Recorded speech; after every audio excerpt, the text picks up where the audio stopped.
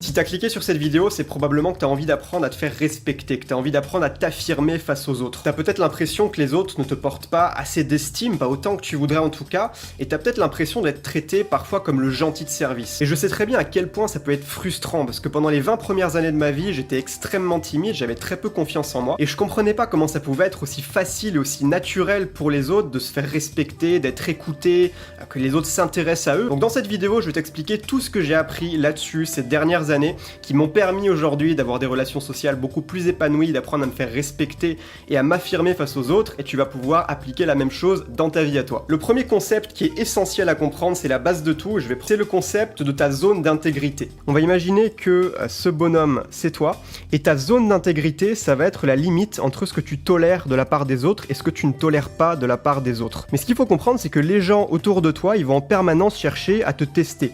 Dans un premier temps, pour savoir un petit peu plus qui tu es, et dans un second temps pour voir jusqu'où ils peuvent aller avec toi et qu'est-ce qu'ils peuvent obtenir de toi. Ce qu'il faut bien se dire, c'est que certaines personnes vont à un moment ou à un autre tenter de rentrer dans ta zone d'intégrité.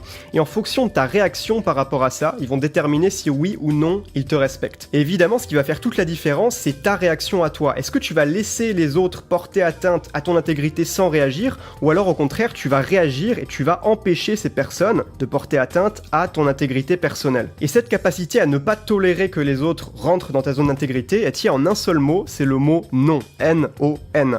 Quand tu dis non à quelqu'un, eh bien tu poses tes limites, tu interdis cette personne d'aller plus loin dans cette direction. Tu fais comprendre à cette personne qu'elle vient de franchir une limite et tu lui montres que tu es prêt à rentrer dans un conflit pour protéger ta zone d'intégrité. Ce qu'il faut comprendre, c'est que ta capacité à dire non est extrêmement importante si tu veux te faire respecter en toutes circonstances. Parce que si tu dis trop souvent oui à quelqu'un, eh bien tu vas donner du pouvoir à cette personne. Et plus tu vas lui dire oui, plus cette personne va prendre des libertés avec toi. Plus elle va se rendre compte que tu l'autorises à franchir des limites sans qu'elle se heurte à la barrière du non. Et c'est comme ça qu'on se retrouve face à des personnes qui ouvertement ne nous respectent pas, et ça changera rien tant que notre comportement n'évoluera pas. Donc il n'y a aucune raison d'avoir peur de qui que ce soit. Zéro, nada.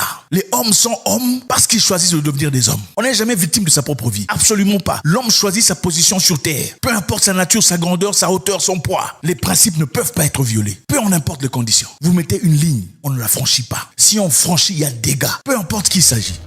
La première chose, c'est qu'il faut avoir un boulot. Il est très important d'avoir un boulot, c'est-à-dire avoir un moyen de revenu. C'est très important parce que sans argent, c'est difficile d'être respecté. Vous avez certainement dans votre famille une personne qui n'est pas nécessairement très intelligente, ou dans votre société une personne pas nécessairement douée, pas nécessairement pétillant, mais c'est quelqu'un qui a de l'argent et il est respecté pour ça. Bref, chercher de l'argent, c'est très important. Vous connaissez un oncle certainement qui, quand il vient à la maison, il donne des consignes, personne ne l'écoute. Pourquoi? Parce qu'il n'a pas d'argent. Vous connaissez dans certaines familles un jeune, le cadet de la famille, que tout le monde écoute. Pourquoi? Parce qu'il a de l'argent. Donc, avoir de l'argent est très important. Et même quand vous présentez des idées très importantes, des idées fortes de la vie, quand vous n'avez pas d'argent derrière vous, personne ne vous écoute. La sagesse, malheureusement, aujourd'hui, dans ce monde capitaliste, est toujours additionnée à l'argent. Pour qu'on vous traite des sages, il faut avoir de l'argent. Si vous n'avez pas de l'argent, personne ne vous écoute. La manière dont je me comporte avec toi n'est pas forcément égale à la manière dont je me comporte avec quelqu'un d'autre. Ce que je peux oser te faire à toi n'est pas forcément pareil à ce que je peux oser faire à quelqu'un d'autre. Le premier conseil que j'aimerais partager avec toi, si tu veux que les gens te respectent dans ton entourage, c'est que tu dois apprendre à te respecter toi-même. C'est tellement marrant, mais en fait, ça commence par là. Comment tu veux que les gens te respectent si toi-même tu ne te respectes pas? Comment tu veux que les gens t'accordent de la valeur si toi-même tu ne t'accordes pas de la valeur? Imagine par exemple un ami que tu as. Imagine un ami et cet ami-là, à chaque fois, il se critique, il s'insulte lui-même, il s'humilie, il se manque de respect, il se rabaisse. Si un jour, il y a un truc qui ne va pas dans ta tête et que tu en veux à cette personne, est-ce que tu vas te sentir gêné d'insulter cette personne, de le négliger, de le mépriser, ou est-ce que tu vas trouver ça plutôt facile? Je pense que tu vas trouver facile de l'insulter, de le mal parler, de le négliger, de le manquer de respect, parce que elle-même, elle ne se respectait pas avant. Donc, puisque c'est plutôt facile, c'est un langage courant que tu entends de sa part, toi aussi tu te le permets. Et ça, c'est dans plusieurs autres domaines de ta vie.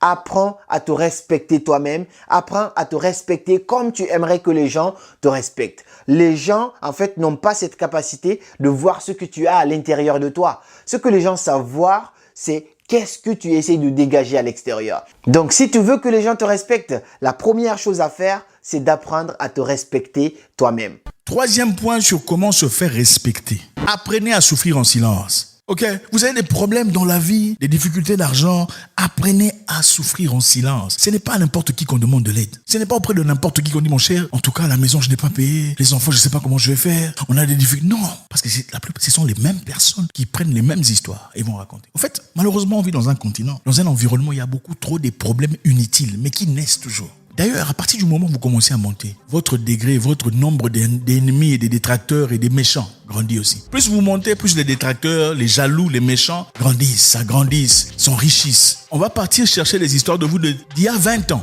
pour venir contrer le monsieur d'aujourd'hui. C'est ça la vie. Ce n'est pas auprès de qui qu'on demande de l'aide. Il faut souffrir en silence. Des fois, il faut dormir, affamé, en silence. Parce que vous ne pouvez pas demander chez le voisin.